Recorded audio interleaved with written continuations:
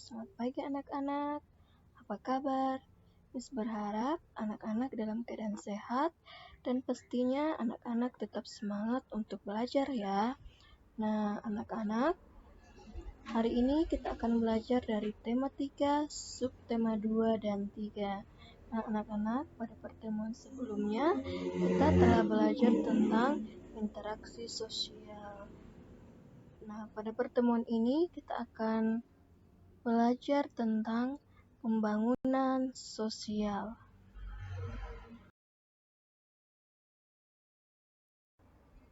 Nah, anak-anak, sebelum kita mulai pelajaran kita, mari anak-anak semua berdoa, meminta kekuatan dalam doa terlebih dahulu. Mari kita berdoa, semua lipat tangan dan tutup mata. Selamat pagi ya Bapak, kembali kami ucap syukur di hadapan-Mu, menandai atas segala berkat dan pertolongan Tuhan yang senantiasa kami rasakan dalam setiap langkah kehidupan kami. Dan pada saat ini Tuhan, kami akan memulai pembelajaran kami.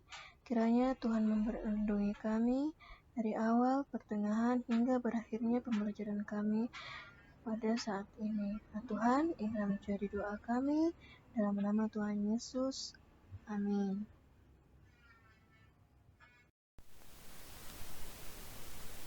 Nah, anak-anak, apa yang dimaksud pembangunan sosial? Ya, pembangunan sosial adalah suatu proses perubahan sosial terencana yang dirancang untuk meningkatkan taraf hidup masyarakat, di mana pembangunan dilakukan saling melengkapi proses pembangunan ekonomi. Tujuan pembangunan sosial. Tujuan pembangunan sosial yaitu untuk meningkatkan taraf dan kualitas hidup masyarakat. Pembangunan sosial menggabungkan aspek sosial dan ekonomi yang dimaksudkan untuk meningkatkan taraf hidup atau kesejahteraan sosial. Nah, kesejahteraan sosial tidak hanya berkenan dengan terpenuhinya kebutuhan material, tetapi juga spiritual. Contoh aktivitas masyarakat dalam upaya pembangunan sosial. Yang pertama, kegiatan ekonomi di pasar. Kegiatan ekonomi di pasar merupakan tempat berlangsungnya jual beli sebuah produk berupa barang atau jasa untuk memenuhi kebutuhan hidup. Contoh yang kedua, penyuluhan pertanian.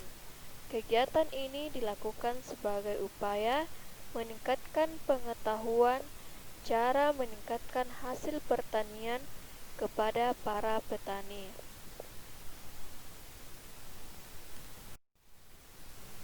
Nah, contoh yang ketiga yaitu penyuluhan kesehatan. Penyuluhan kesehatan merupakan kegiatan penambahan pengetahuan yang diperuntukkan bagi masyarakat melalui penyebaran pesan.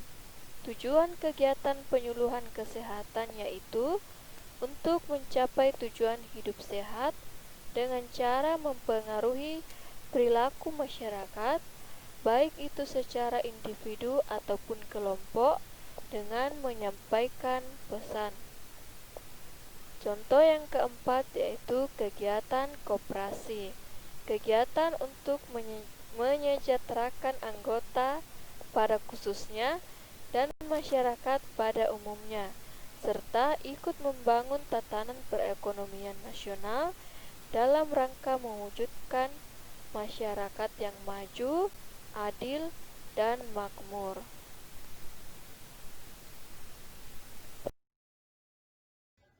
Selanjutnya, pembangunan sosial budaya.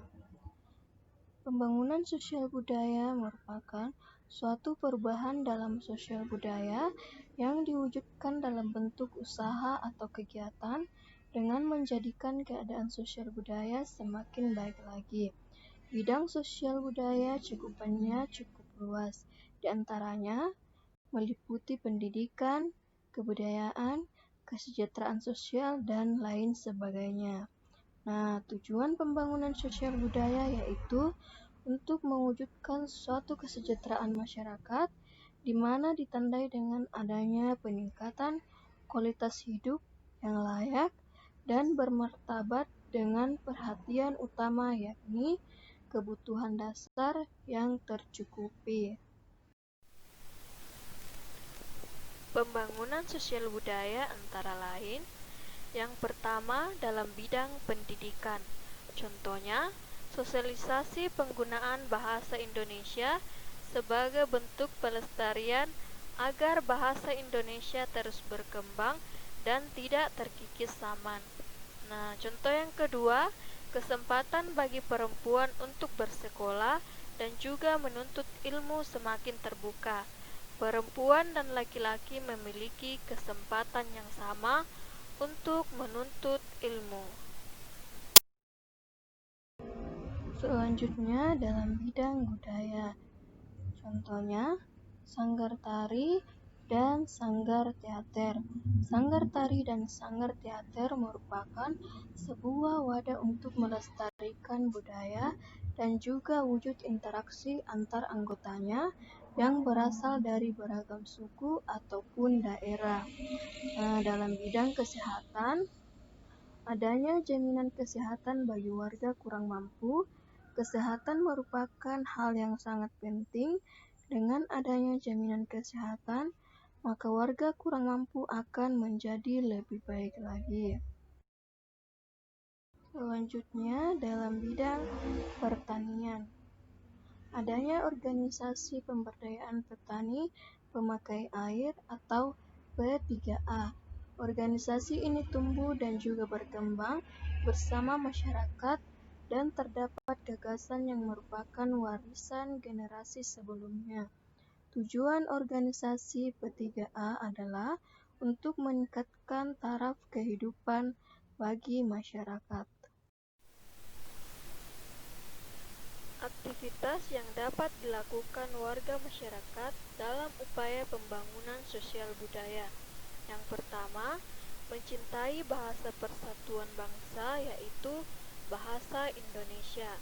Yang kedua, mengembangkan dan mendalami bahasa daerah guna memperkaya nilai kebudayaan. Yang ketiga, mengapresiasi segala bentuk kebudayaan bangsa Indonesia. Keempat, bersikap, bertutur, berperilaku dan bertindak sesuai adat istiadat dan tata tertib yang berlaku. Yang kelima, memanfaatkan kekayaan sumber daya alam dengan arif dan bijaksana.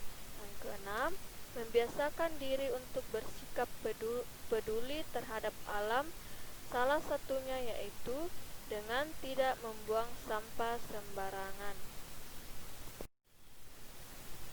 Nah, tugas anak-anak, tuliskan satu contoh pembangunan sosial budaya dalam bidang pendidikan.